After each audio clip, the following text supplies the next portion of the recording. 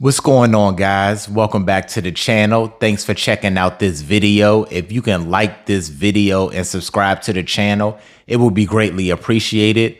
I am Larry Poteet Jr. I'm your real estate agent as well as your personal finance consultant.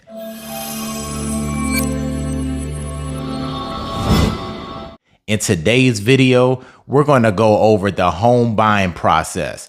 That's right. This video is focused more so for first-time home buyers. But if you're a home buyer and you're in the market, this video applies to you as well.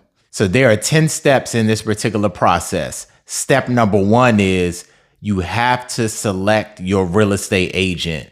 When you're in the market to purchase, whether it's new construction or whether it's an existingly built home, you must have a real estate agent. And of course, there are various characteristics that you can look for when it comes to a real estate agent. First and foremost, you want to make sure the agent has knowledge across the board in real estate. But of course, knowledge when it comes to your particular location or your area or community that you're looking to purchase in. So that's first and foremost, knowledge. Another aspect you want to look for is excellent customer service or communication. You want someone that's responsive. You want someone that's going to be available when you need them to be available. And that's going to be there for you. The last thing you want is to figure out when the agent is going to call you back. Figure out what's going on in the process. So you want someone that could communicate well, and that's good when it comes to customer service. You want to make sure that your agent is good when it comes to a track record. You want to make sure that they close deals, that they're good with negotiating, but of course, making sure that you cross the finish line and that they have your best interests at heart. You want someone that is a servant, someone that's a partner, someone that works for you, someone that's going to listen to your wants, your needs, and not just about themselves. It's not just about a transaction, looking at your client as a transaction, looking at your client as a commission check. No, it's all about getting across the line. It's all about being a blessing. When you're a blessing to others, you will be blessed in return. That's what it's about. And lastly, someone that has a positive referral history when it comes to their previous clients. You could check with their clients to see whether or not they treated them well. Did they look out for their best interests? How did the transaction go? Were they helpful? Were they knowledgeable? All of that comes in handy when it comes to selecting your real estate agent. Like I stated in the beginning of the video, I'm a real estate agent. I'm licensed in DC, Maryland, Virginia, as well as Tennessee. But also, I'm a personal finance consultant. And so what that means is I get you guys ready and in a position to purchase a home. So I make sure on the financial side that you can afford the home, that everything is good, that you're comfortable with your budget, you're comfortable moving forward to purchasing the house. Secondly, I make sure that I can guide you along and I guide you through the home buying transaction process. And then lastly, I make sure that you continue to keep your home, that you can continue to afford your home, and anything you need afterwards, I'm there for you as well. I'm not just your real estate client. I'm not just your personal finance consultant. I become your friend as well as your family member as well. And so that's just an endorsement for myself, but whoever you choose as an agent, you should look for those aspects or those criteria or those characteristics in a particular person. Step number 2 is it's time to pick your lender or your mortgage broker, and your real estate agent helps you along with that as well. But this part, you're determining your purchasing power. And so there are documentation, there are requirements that you need in order to get to that point. But of course, in order to determine how much you can afford, they're going to need your credit score first and foremost. Of course, the higher your credit score, the better your interest rate will be. So that means the lower your monthly payment may be and the more you're able to afford when it comes to your home. Secondly, they're going to need your tax returns. They're going to need maybe 1 or 2 tax returns just to see financially what does the story look like. They're going to need your tax returns, bank statements, and pay stubs. They're going to need to know how much you get paid.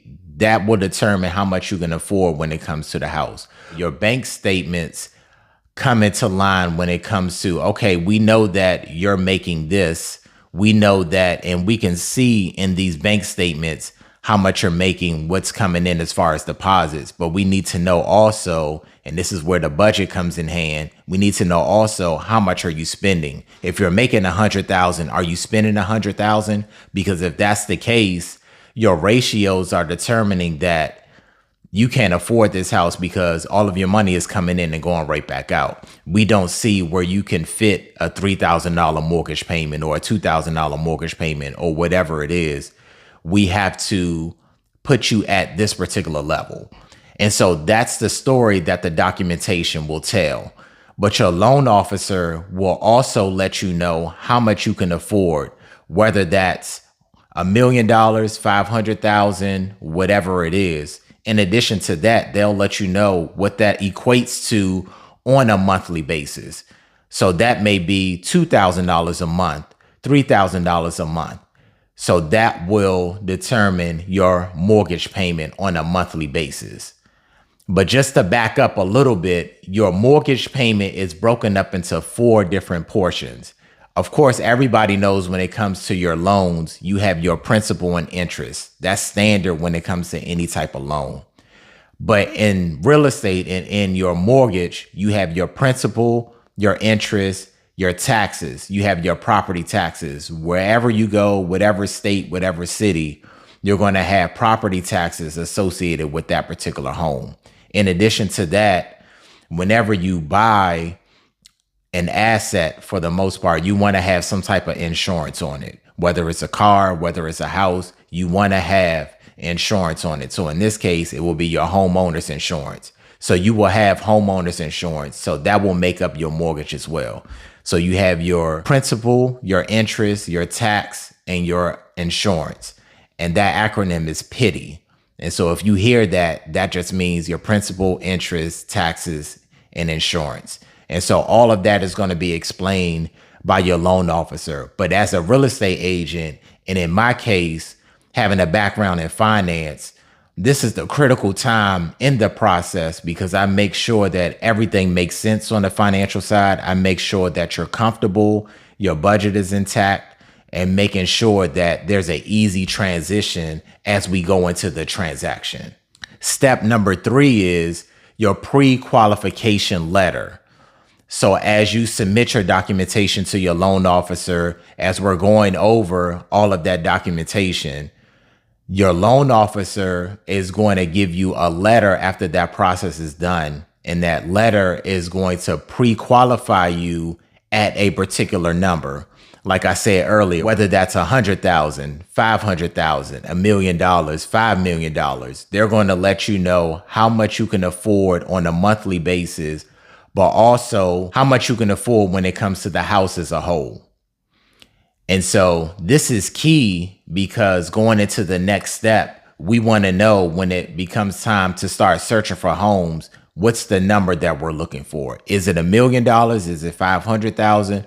But remember, when you get the letter from the lender, they're going to let you know what the max is. You don't necessarily always have to go to the max. So if they approve you for $10 million, you can spend $1 million if you want. You can spend 5 million. You can spend 500,000, whatever you're comfortable with. And as I stated before, this is where the financial background comes in, just to break down the numbers, because you know what your max is. You know what $10 million looks like as a whole, but $10 million as a loan on a monthly basis, we can figure out what that looks like. So if you go less than that, you know your monthly will be less than that. And so those are the scenarios and those are the solutions that we'll figure out once we get that pre-qualification letter from the lender. That letter comes in handy when it comes to other portions down the road when we talk about this particular process. We're going to move on to step 4. Step 4 is the exciting time when it comes to my clients. They're ready to go out and start to look for properties. This is when we look at the pictures. This is when we go into communities. We go from town to town, city to city, community to community. This is the time where you can let me know what you're looking for. What type of home are you looking for? Single family, townhouse, condo? How many bedrooms are you looking for? 1, 10, 5 bathrooms? Do you want a garage? Do you want a basement? How big of a closet do you want? Do you want a yard? What is the criteria for your home? That's what we're going to figure out when we start to preview homes. We're going to go out.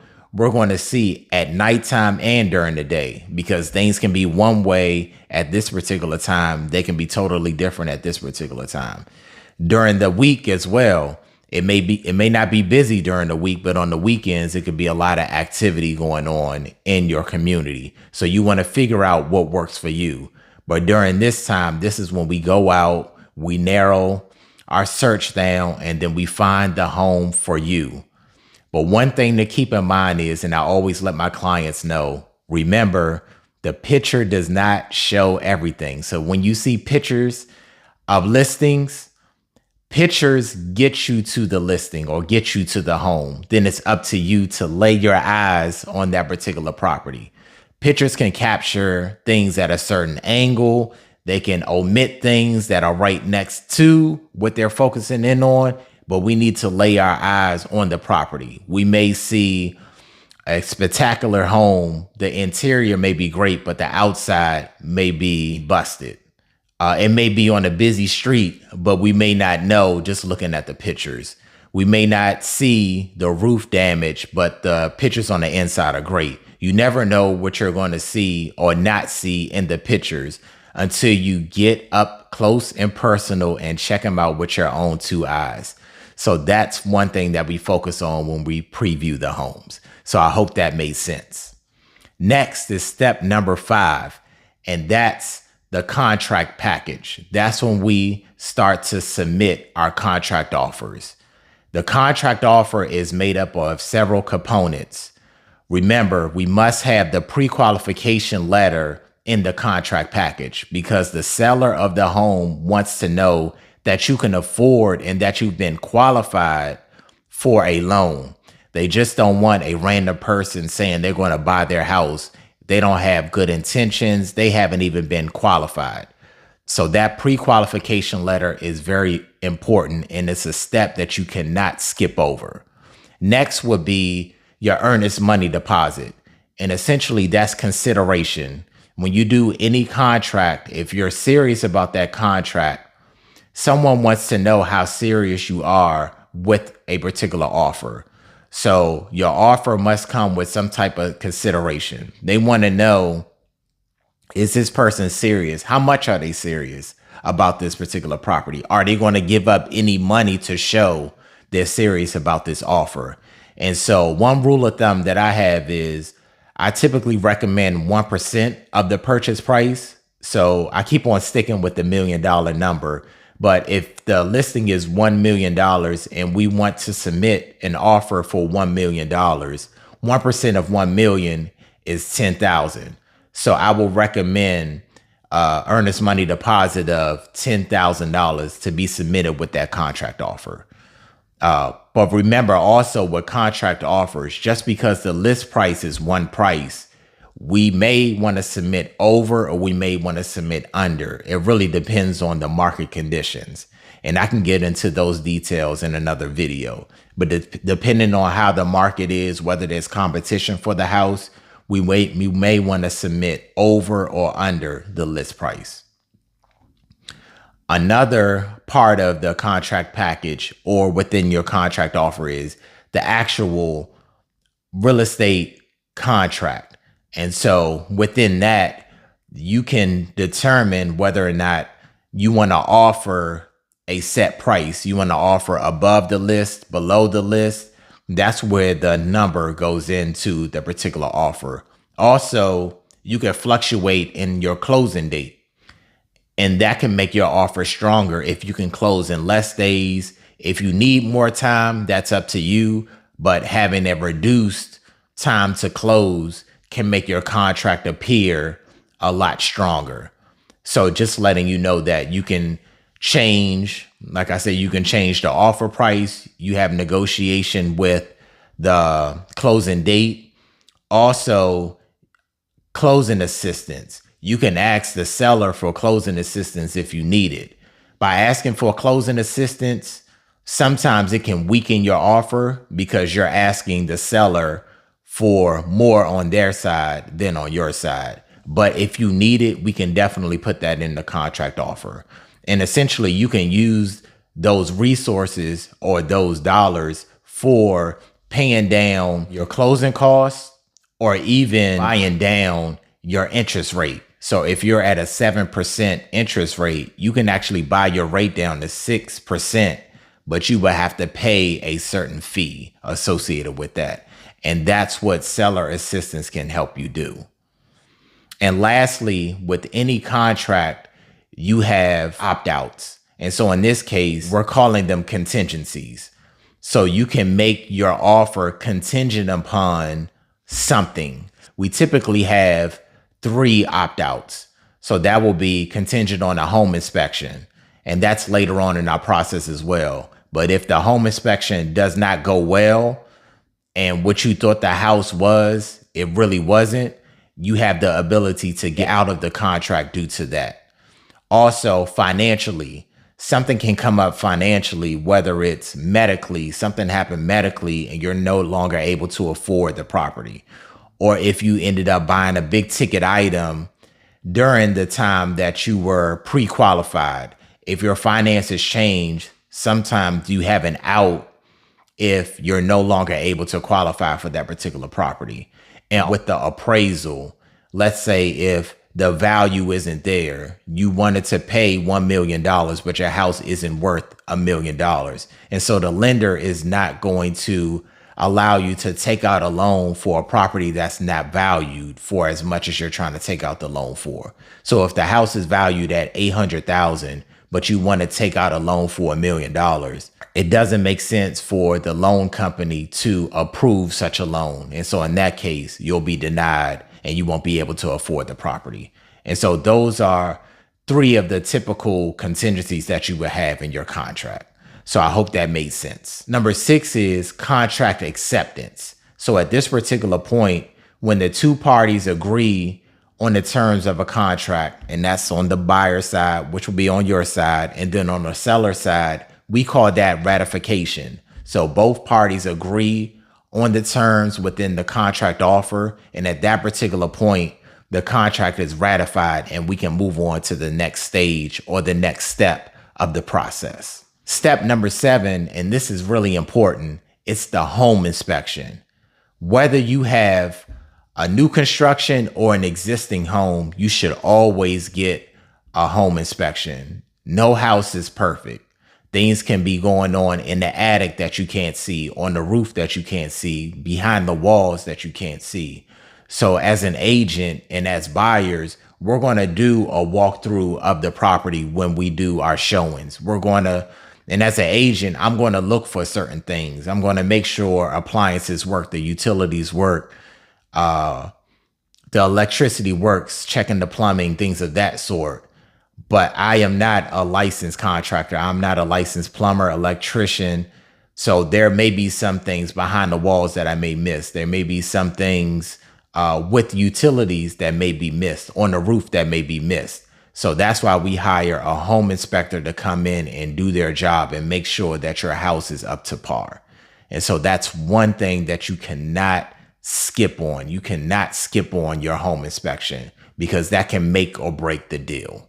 And with your home inspection, we're checking everything. Like I stated, I talked about the electricity, the plumbing, the roof, utilities, things of that sort. But we also check for radon. We check for termites.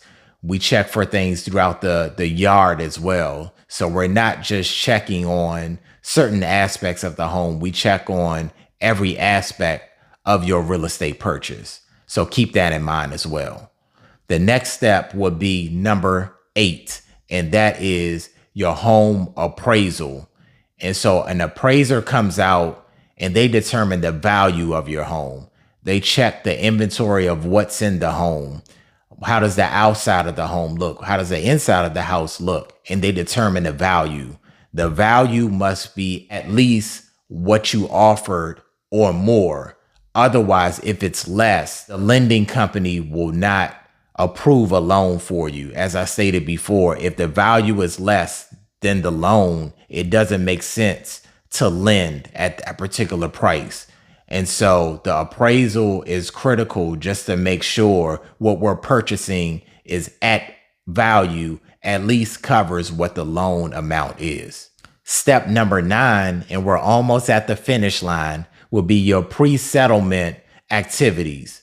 And so in this case, we want to make sure that we're transferring over our utilities. Whatever utilities that we have in the new home, we want to make sure that we're starting to transfer those over, putting our names on the gas, the electric, water, trash, whatever it is. We want to make sure that we're switching our names to that because we're about to close on our home.